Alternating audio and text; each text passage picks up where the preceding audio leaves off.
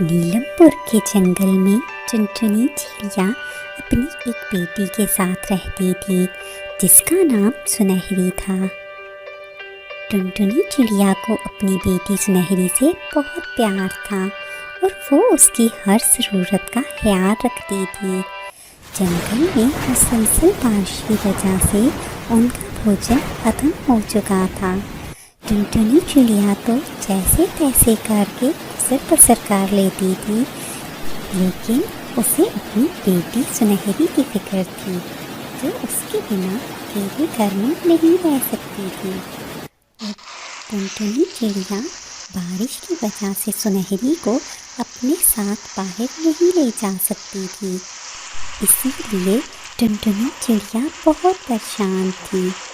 आखिरकार वो अपनी बेटी से बोली, सुनहरी बेटा, खाने का सारा सामान खत्म हो चुका है।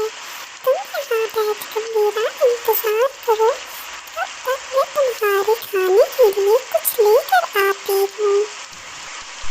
लेकिन अम्मा, मुझे अकेले में डर लगता है। आपको तो पता है कि मैं अकेले नहीं रह सकती, इसलिए मैं भी आपके साथ जाऊंगी। डरो नहीं सुनहरी बेटा, मैं बस थोड़ी देर में वापस आ जाऊंगी और तुम्हारे लिए ढेर सारा भोजन भी लाऊंगी। ये कहकर टुनटुनी चिड़िया खाने की तलाश में निकल गई। घर से थोड़ी दूर उसे नीली कौवी एक पेड़ पर रोती हुई दिखाई दी। टुनटुनी उसे रोते देखकर उसके पास चली गई और बोली, नीली बेटा, तुम क्यों रो रही हो और तुम्हारी माँ कहाँ है?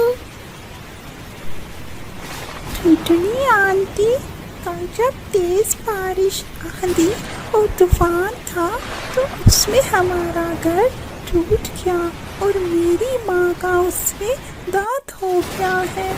अब मैं इस दुनिया में अकेली हूँ और मेरा कोई भी नहीं है। ऐसे नहीं कहते, आज से मैं तुम्हारी माँ हूँ और तुम मेरे साथ मेरे घर में रहोगी। ये कहकर टुनटुनी चिड़िया नीली कौवी को अपने साथ लेकर अपने घर आ गई। देखो सुनहरी बेटा, मैं तुम्हारे लिए एक पेन लेकर आई हूँ। तुमने कहा था ना कि तुम्हें अकेले में डर लगता है। आइंदा ये तुम्हारे साथ रहेगी और तुम्हें डर भी नहीं लगेगा और तुम दोनों एक दूसरे से मिलकर खूब खेलना और मजे करना।